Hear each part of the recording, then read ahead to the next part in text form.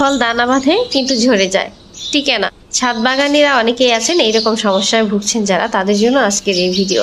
গাছে দেখবেন ফলন হওয়ার সময় মানে ফল দানা বাঁধে এইরকম ভাবে, সেটা লাউ, কুমড়া, চাল কুমড়া অথবা মিষ্টি কুমড়া যে কোনো ধরনের হতে পারে। তো সেক্ষেত্রে দানা বাঁধার পরে ফলটা টিকে না, শেষ পর্যন্ত ঝরে পড়ে। তো এই ধরনের সমস্যা থেকে আমরা মুক্তি পেতে যে কাজটা করতে পারি, তো হাত পরাগায়ন।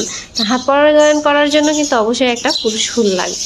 ভিডিওতে পুরোটা দেখিয়ে দিচ্ছি কিভাবে হাত পরাগায়ন করতে হয়। প্রথমে একটা পুরুষ ফুল নেবেন, তারপর সেই ফুলের পাপড়িগুলো সাইড থেকে খুলে নেবেন। যার গর্ভমুণ্ড যেটা সেটা ঠিকভাবে থাকতে হবে, এবং এটাকেই এখন সেই ফলের গর্ভমুণ্ড আর এটা পরাগরেণুটা যেটা লেগে থাকে সেটা ঠিকভাবে লাগিয়ে দিতে হবে। মোট কথা, যেটা উপকারী পোকা বা কীটপতঙ্গ যে কাজটা করে থাকে পরাগরেণু ছড়িয়ে দেওয়া, সেই কাজটা নিজেকেই করতে হবে।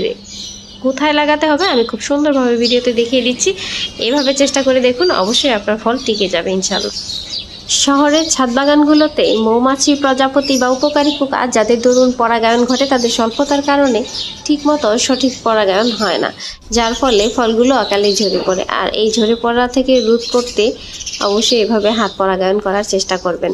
তো আমার এই ভিডিওটা যদি আপনাদের কাছে ভালো লাগে বা এই টিপস যদি কাজে লাগে মনে করেন, তাহলে অবশ্যই আমার ভিডিওটি লাইক, কমেন্ট, শেয়ার করবেন। আর পরবর্তী ভিডিও পাওয়ার জন্য পাশেই থাকবেন। ধন্যবাদ আপনাকে।